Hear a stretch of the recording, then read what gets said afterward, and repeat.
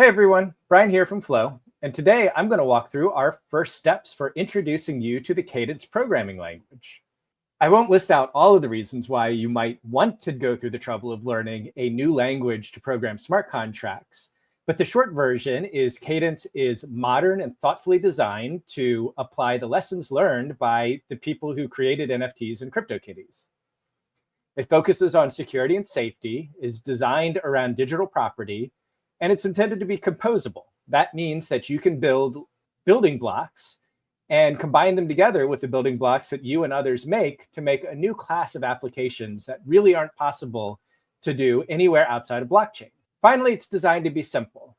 And although a new language always seems difficult at first, there's far fewer gotchas, confusing side effects, or hidden features than Solidity and other blockchain programming languages. After completing this tutorial, you'll be able to write, deploy, and interact with Cadence code in the Flow Playground, select and utilize accounts in the Flow Playground, run Cadence transactions and scripts from the Playground, and explore the contracts and storage associated with test accounts. Before we dive in, I do want to point out that the Playground is just what it sounds like. It's a playground. If you want to jump in with a professional setup, check out our Getting Started guide linked below. This will walk you through setting up your local development environment for actual professional work. But for now, we'll use the Playground and play around with some Cadence. The layout should be pretty familiar. It's a simplified IDE. You have your files on the left, and a slightly different section that you have are accounts, which are the accounts that you'll use for testing and deploying and interacting with your contracts. The Playground includes an in-browser emulator so that you can test your code and make sure that it actually works. But you should note that it's ephemeral. Each playground is self-contained, it's in a sandbox. And so if you deploy a contract on one playground, it won't be there when you open up the next playground. But don't worry, this tutorial series is designed around that and will walk you through what you need to do to make sure everything works as expected. And for the rest of this tutorial, I'll zoom in a little bit so we can see the code a little more clearly. But I wanted to start by showing how you should expect it to see when you open it up on your computer. So in the top section of files, we have our contracts. If you're new to blockchain programming, contract is kind of a way of using code as law. You use it to create publicly defined open programs that anyone can see exactly how they function and what the inputs and outputs are, and can even on their own audit the program to make sure that it does what it says it does. That's pretty important for programs that manage the ownership of valuable property, even if it's digital. And these days, we're starting to manage real-world property too. In this view, we can see accounts on Flow, which work a bit differently than other blockchain languages.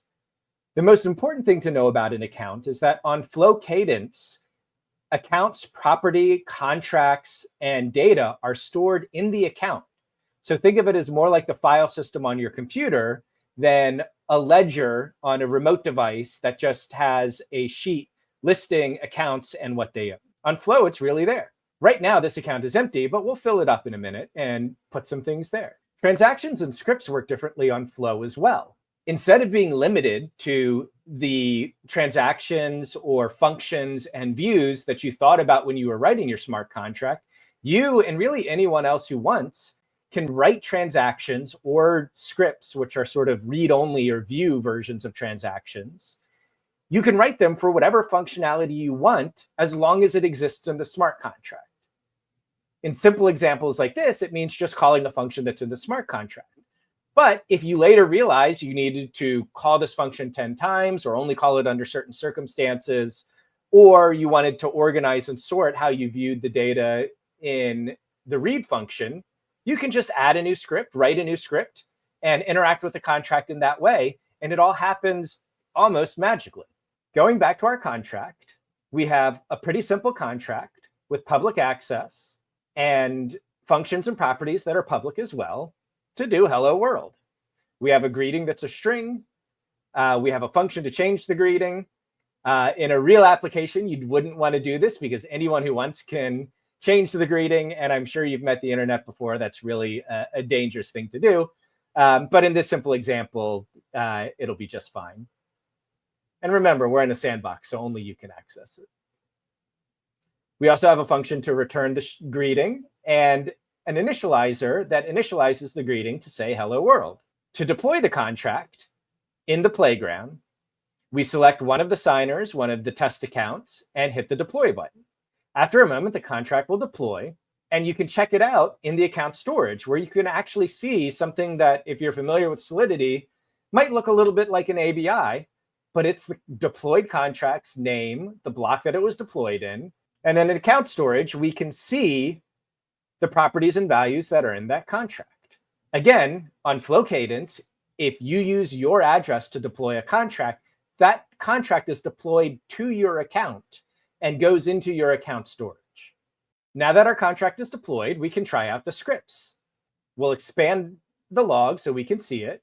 And here we have a script that imports hello world from the address that we deployed it in. So this is how we get the specific contract from the specific location that we want. It can read any of the values on chain in the contract. It just can't modify code or call functions. This is really convenient because it gives you direct access to the data that's on the blockchain, whether or not the original author thought to include the ability to access it. You don't need indexers or data sources. You can just write your own script and access what's there. So we'll execute it. And we get hello world back as expected. Transactions are very similar to scripts in that you can write code for them after the contract has been deployed. And we'll go into depth in this later, but contracts have two phases: a prepare phase, which can access accounts and set things up, and then an execute phase that executes the prepared code and transactions. And again, we'll do more details later, but the reason for this is it allows a lot of static analysis for what the transaction is going to do, which makes it much safer for wallets to be able to tell users what might happen as a result of calling this. Here, we'll change the greeting to hello, everybody. We have one signer selected. This would be important if there was any security on this, but since anyone can do it, let's change it to account OX09 and send it. I like how they smile when they're sending a transaction. It's a nice little touch. And we see here that in the log, the transaction has been executed.